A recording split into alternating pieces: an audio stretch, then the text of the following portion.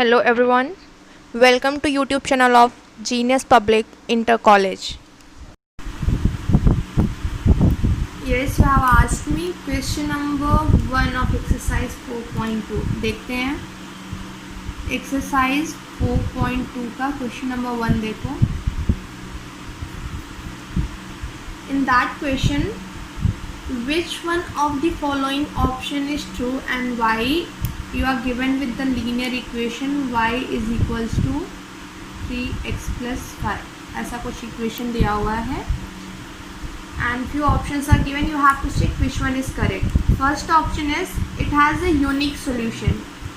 Unique का मतलब क्या होता है? सिर्फ एक solution है इसका, ठीक है. पहला ऑप्शन आपको दिया हुआ है कि इसका क्या है, यूनिक सोल्यूशन है. यूनिक मतलब सिर्फ एक ही सोल्यूशन है.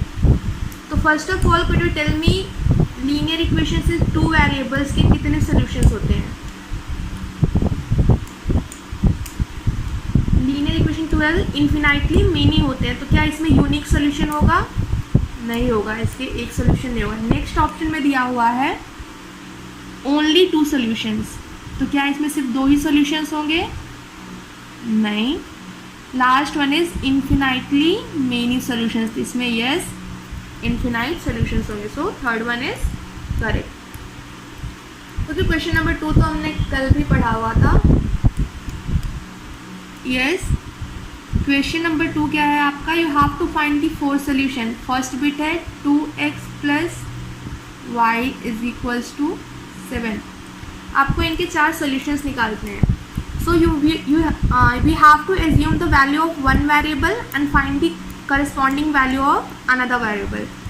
Let us assume that the value of x is equals to 0. Assume कर लेते हैं कि x की वैल्यू कितनी है? 0 है. Substitute x as 0. Yes, तो y की वैल्यू क्या आ जाएगी? 7 आ जाएगी. We got our first solution. पहला solution मिल गया.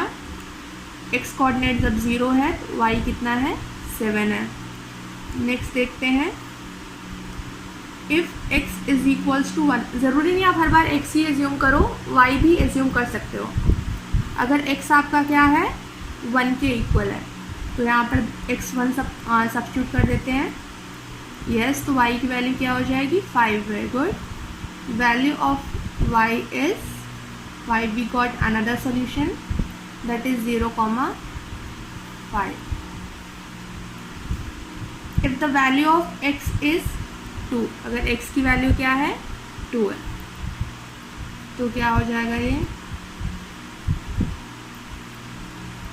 तो यस, y की वैल्यू क्या हो गई? 3 आ गई है. We got another solution. इसी तरह से आप कितने भी सोल्यूशन इसके फाइंड कर सकते हो. And in the last you can prepare tabular form. Table बना करके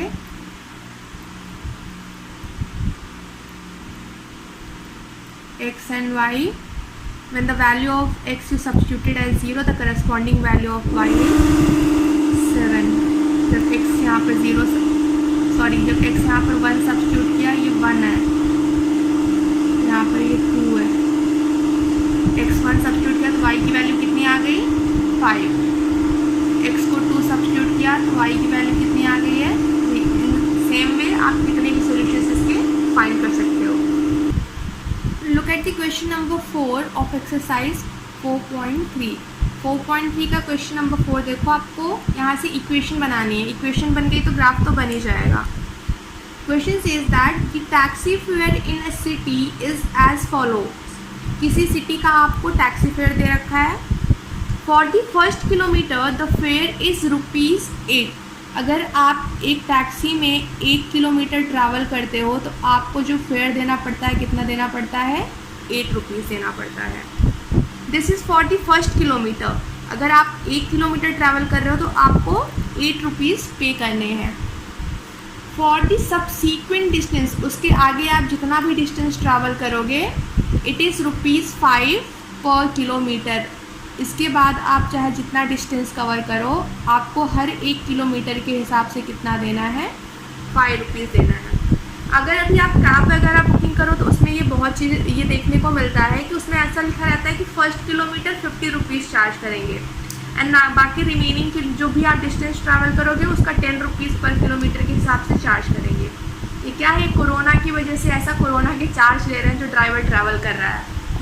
आपको जो सर्विसेज मिल रही हैं उसके लिए चार्जेस तो होता क्या है, जो 50 रुपीज़ है आपका फर्स्ट किलोमीटर के लिए, इसमें तो 10 रुपीज़ तो आपका वो पर किलोमीटर वाला फेयर है। जो आप हर एक किलोमीटर के लिए 10 रुपये दे रहे हो, 10 रुपये तो वो वाला फेयर है। बाकी जो रिमेनिंग 40 रुपीज़ है वो ड्राइवर के सर्विस चार्जेस हैं, जो आपको सर्विस प्रोवाइड कर रहा है, वो 40 रुपये इसलिए आपसे एक्स्ट्रा ले रहा है। अब आप चाहे 1 किलोमीटर ट्रैवल करो, 2 ट्रैवल करो, 10 ट्रैवल करो, 15 ट्रैवल करो, आपको 10 रुपीज़ पर किलोमीटर तो पे करना ही करना है। उसके साथ में आपको क्या है, 40 रुपीज़ यहाँ पर एक्स्ट्रा पे करना है। उसी तरह से इसको समझ सकते हैं, यहाँ पर 5 रुपीज़ पर किलोमीटर तो आपको पे करना ही करना है, ठीक है। जो आप फर्स्ट किलोमीटर ट्रैवल किए तो 5 रुपीज़ पर किलोमीटर वाला फेयर 5 रुपीज़ आप दे रहे हो, और उसके साथ में आपको 3 रुपीज़ एक्स्ट्रा ये कोरोना इफेक्ट वाला चार्ज है, सर्विस चार्ज 3 रुपये आपको एक्स्ट्रा देने पड़ रहे हैं, ठीक है। तो नेक्स्ट क्वेश्चन में आगे क्या बोल रहा है, taking the distance covered as x kilometre बोल रहा है। डिस्टेंस जो आपने कवर किया है, इसको सपोज कर लो कितना है जो आपने डिस्टेंस कवर किया है, x किलोमीटर आपने टोटल डिस्टेंस कवर किया है, and total fare as ₹y, और आपने उसको जो total fare at the end pay किया दैट इज ₹5, 5 रुपये लास्ट में आपने उसको, sorry that is y rupees आपने उसको पे किया है। Write a linear equation for this information and draw it's graph. अब इसके लिए आपको लीनियर इक्वेशन लिखना है, तो कोई बताएगा लीनियर इक्वेशन क्या होगा। देखो टोटल डिस्टेंस आपने कवर किया है x kilometre, and for 1 kilometre, 1 kilometre के लिए आपका फेयर कितना है, 5 रुपीज़ है। तो अगर आप x किलोमीटर्स ट्रैवल करते हो तो आपका फेयर कितना होगा, यस कितना होगा, 5x रुपीज़ हो जाएगा। अगर आप 1 किलोमीटर ट्रैवल कर रहे हो तो आपका फेयर 5 रुपये है, तो अगर x किलोमीटर डिस्टेंस ट्रैवल कर रहे हो तो फेयर कितना हो जाएगा, 5x रुपीज़ आपका फेयर हो जाएगा। बट और आपने टोटल डिस्टेंस कितना कवर किया था यहाँ पर, x किलोमीटर, तो मतलब आपको 5x रुपीज़ पे करने हैं। तो क्या सिर्फ 5x पे करना है, नहीं, आपको जो टोटल फेयर पे करना है यहाँ पर वो ये पर किलोमीटर वाला 5x तो पे करना ही है, साथ में और क्या पे करना है, ये 3 रुपये जो एक्स्ट्रा ही दे रहा था, ये वाले पैसे भी साथ में इसको यहाँ पर पे करने हैं। तो टोटल फेयर आपको कितना देना है, 5x पर किलोमीटर के हिसाब से प्लस 3 रुपीज़ एक्स्ट्रा उसके सर्विस चार्ज, और according to question total fare हम कितना पे कर रहे हैं, y rupees. So here y is equals to 5x plus 3, we got a linear equation. यहाँ पर हमें क्या मिल गया, अपना लीनियर इक्वेशन मिल गया है। क्वेश्चन नंबर 6 देखते हैं। If the work done by a body on application of a constant force is directly proportional to the distance traveled by the body, क्या बोल रहा है, एक बॉडी के ऊपर आप जो वर्क कर रहे हो, कांस्टेंट फोर्स लगा रहे हो, और वो कितना डिस्टेंस ट्रैवल कर रहा है, that is directly proportional to work, मतलब जितना ज़्यादा काम करोगे उतना ज़्यादा डिस्टेंस ट्रैवल कर रहा हो। फोर्स क्या है आपकी, कांस्टेंट फोर्स लगा रहे हो। यहाँ पर आपका फिजिक्स का कॉन्सेप्ट आ गया, directly and inversely proportional. Electricity वगैरह अपना चैप्टर पढ़ो, वहाँ पे हमने डायरेक्टली और इन्वर्सली प्रोपोर्शनल के कॉन्सेप्ट्स बहुत सारे पढ़े थे, ठीक है। तो क्या बोल रहा है, किसी बॉडी पे आप जो वर्क कर रहे हो that is directly proportional to distance and a constant force is working over here. यहाँ पे एक कांस्टेंट फोर्स आप एक्सर्ट कर रहे हो, ठीक है। Express this in the form of an equation in 2 variables and draw the graph of the same by taking the constant force as 5 units। अब यहाँ पर आप जो constant force लगा रहे हो वो कितना है, 5 units है, ठीक है। Also read from the graph the work done when the distance traveled by the body is 2 units and 0 units। बाद में आपको अपना work done भी calculate करना है, जब आपको यहाँ पर डिस्टेंस ट्रैवल दे रखा है कि बॉडी ने कितना किया है। तो यहाँ पहले इक्वेशन बनाते हैं, इक्वेशन बन गया तो बाकी सब कुछ तो सॉल्व हो ही जाएगा। If you remember in physics जब हमें प्रोपोर्शनैलिटी साइन हटाते हैं तो इसके साथ में एक कांस्टेंट लग जाता है, याद करो। तो यहाँ पर हम इसको लोग ऐसे के कांस्टेंट के लगा देते थे, बट यहाँ पर कांस्टेंट फोर्स ऑलरेडी आपको दिया हुआ है, कितना है 5 यूनिट्स। तो यहाँ पर के की जगह पर आपका कांस्टेंट फोर्स कितना हो जाएगा 5d हो जाएगा, ठीक है। और यहाँ पर सपोज कर लेते हैं वर्क डन आपका जो है वो x है and the distance travelled is y। Work done आपका x है और डिस्टेंस ट्रैवल कितना है y है। तो आपकी इक्वेशन क्या बन जाएगी, x is equals to 5y बन जाएगी। इसके आगे आपकी जो भी कैलकुलेशंस है, ग्राफ है, आप उसको कर सकते हो वहीं से। Look at the question number 7। Yamini and Fatima, 2 students of class 9th of school, together contributed ₹100 towards the Prime Minister's Relief Fund to help the earthquake victims. Yamini और फातिमा 2 फ्रेंड्स हैं, दोनों ने एक साथ मिलकर के कितने रुपीस का कंट्रीब्यूशन दिया है 100। किसने कितना दिया है नहीं पता, बट दोनों ने मिलकर के एक साथ कितना दिया है 100 रुपीज़ का कंट्रीब्यूशन दिया हुआ है। आगे क्वेश्चन में क्या बोल रहा है, write a linear equation which satisfies this data, you may take their contribution as ₹x and ₹y। ये तो सिंपल ही है, आपका एक ही स्टेप में हो गया। आपको इसके लिए लीनियर इक्वेशन लिखना था, तो आप ले लो कि यामिनी ने x रुपीज़ डोनेट किया है, फातिमा ने, ये स्टेटमेंट्स में लिख लेना है, ठीक है, फातिमा ने y रुपीज़ डोनेट किया है। तो दोनों ने मिलकर एक साथ कितना डोनेशन दिया है, together they have donated ₹100 and here we got a linear equation। यहाँ से हमारा लीनियर इक्वेशन डायरेक्टली आ गया, इसमें तो कुछ यूज़ ही नहीं करना था। Okay, next question number 8। In countries like USA and Canada temperature is measured in Fahrenheit. USA and Canada जैसे कंट्रीज़ में फ़ारेनहाइट में आपके क्या है, ये यूनिट्स है टेम्परेचर मेज़र करने के, फ़ारेनहाइट, केल्विन, सेल्सियस, ये सब क्या है टेम्परेचर मेज़र करने की यूनिट्स होती हैं।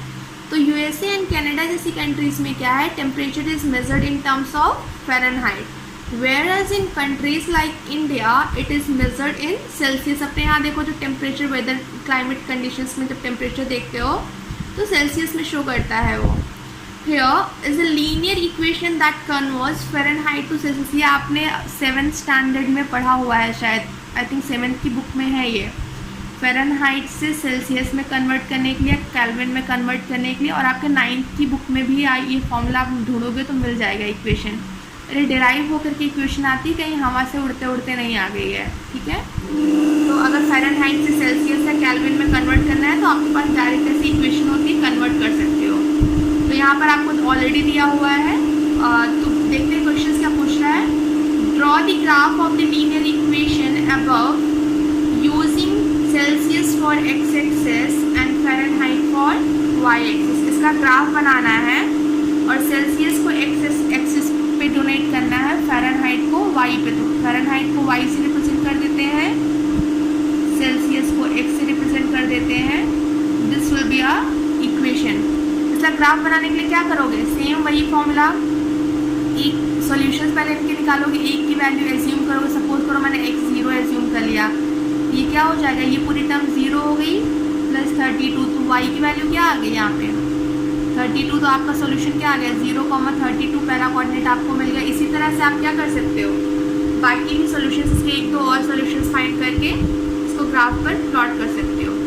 नेक्स्ट बिट में क्या बोल रहा है, if the temperature is 30 degree Celsius what is the temperature in Fahrenheit. अब आपको सेल्सियस में दे रखा है टेम्परेचर, अगर 30 डिग्री सेल्सियस है तो आपको फ़ारेनहाइट में बताना है वो क्या होगा। फ़ारेनहाइट में बताने के लिए क्या करोगे, सेल्सियस की वैल्यू यहाँ पर सब्स्टिट्यूट कर दोगे, फ़ारेनहाइट में आपका आंसर आ जाएगा। If the temperature is 95 degree Fahrenheit, अब फ़ारेनहाइट में टेम्परेचर दिया हुआ है कि 95 डिग्री फ़ारेनहाइट अगर टेम्परेचर है तो सेल्सियस में कन्वर्ट करो। अब इस बार क्या करोगे, इसको फ़ारेनहाइट की जगह पे प्लेस कर दोगे तो आपका सेल्सियस में क्या है ऑटोमेटिकली ये आ जाएगा।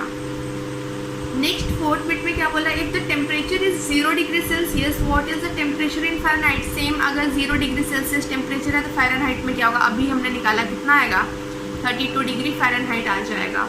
And if the temperature is 0 degree Fahrenheit, अगर टेम्परेचर 0 डिग्री फ़ारेनहाइट है तो सेल्सियस में क्या होगा आपको बताना है। तो सेल्सियस में कितना होगा आप फाइंड कर लोगे, जो भी आएगा आंसर, ठीक है। Next is there a temperature which is numerically the same in both Fahrenheit and Celsius, if yes find it, this is your task. क्या कोई ऐसा टेम्परेचर है जहाँ पर वो न्यूमेरिकली फ़ारेनहाइट और सेल्सियस दोनों में ही सेम होगा, अगर होगा तो कौन सा है उसको आपको फाइंड करना है।